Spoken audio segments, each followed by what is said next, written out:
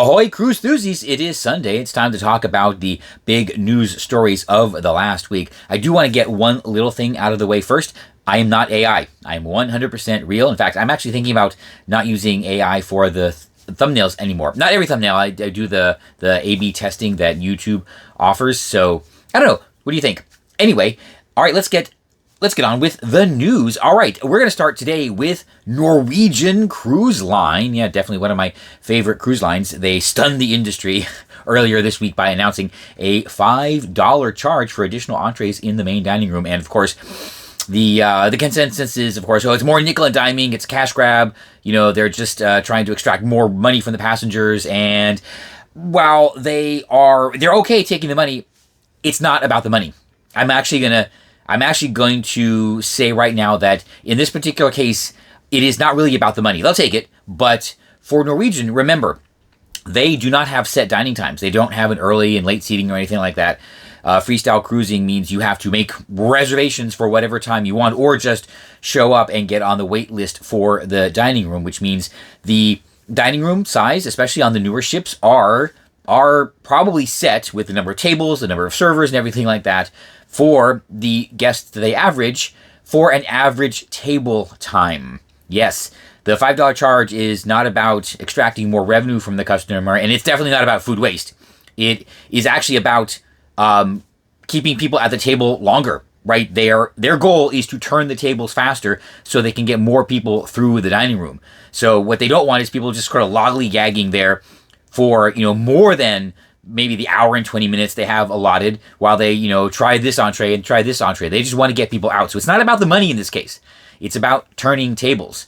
So Norwegian, you don't have to admit this. It's fine.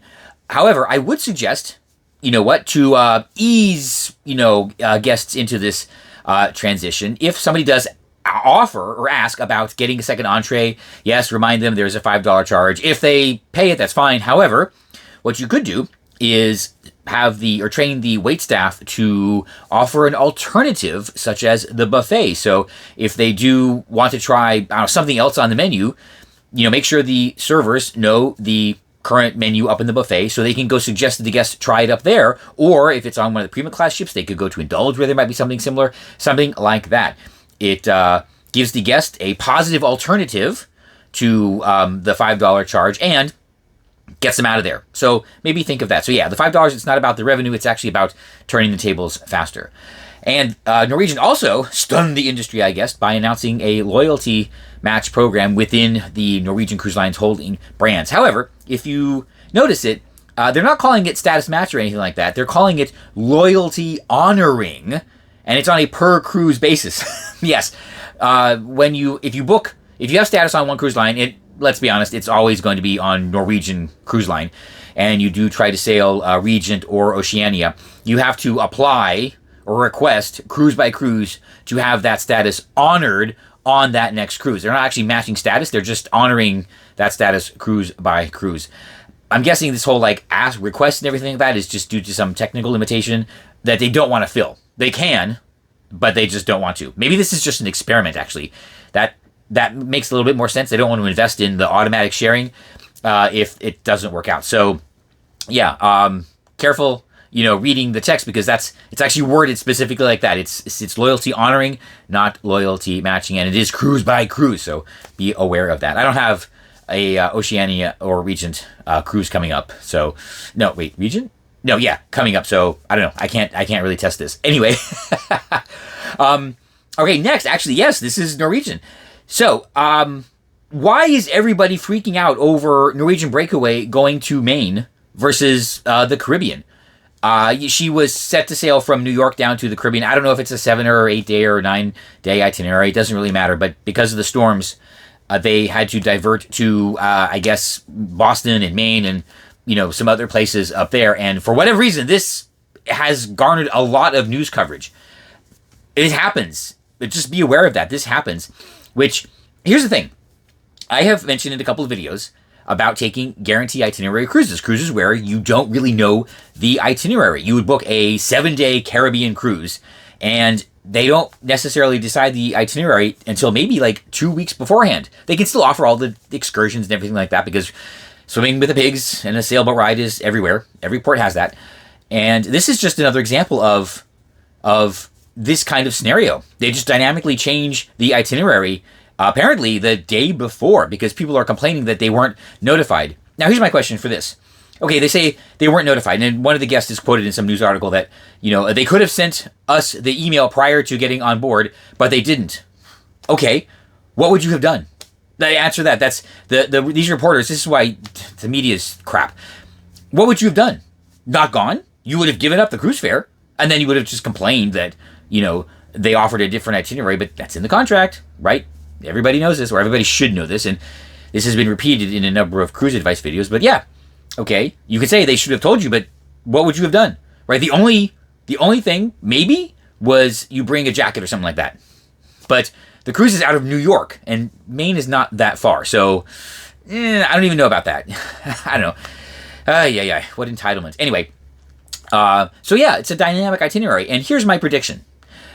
Norwegian has been very aggressive about fleet redeployment recently over the last few seasons. They will just abruptly cancel sailings and seasons on certain ships and send them to other markets, or even swap ships in a certain market to adjust to capacity. They have been getting very, very aggressive on this, and I think if any cruise line did try this guarantee itinerary, not really announcing it ahead of time, I think Norwegian might be the best candidate.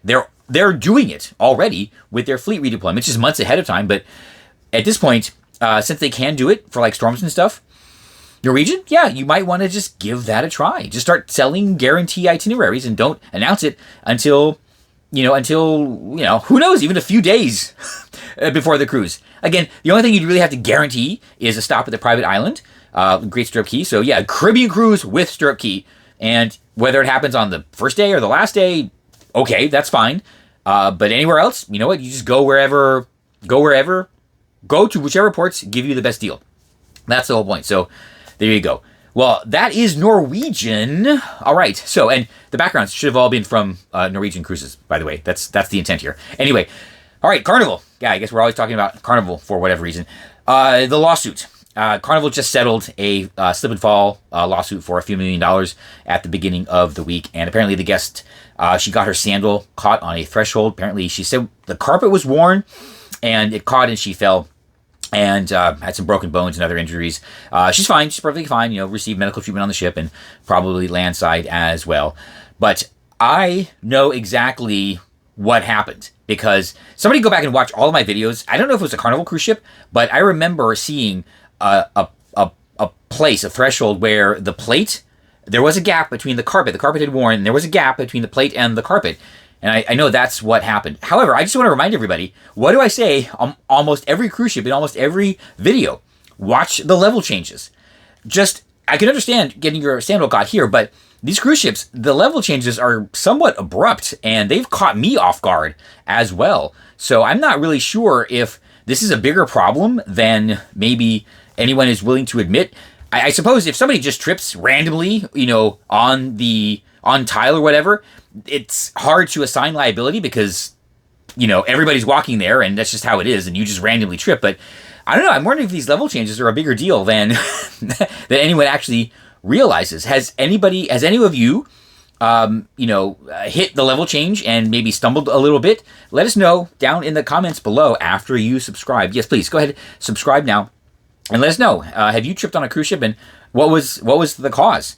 All right, more exciting though. Carnival has expanded their meal donation program to several ports in Mexico. So apparently, this started with Costa Cruise Line, and what they're going to be doing is offloading excess food that has been prepared but unused by the guest for distribution by certain charities in Mexico. So I think this is a great idea. And just to be clear, they're not serving food that has made it to the buffet line. They just don't do that.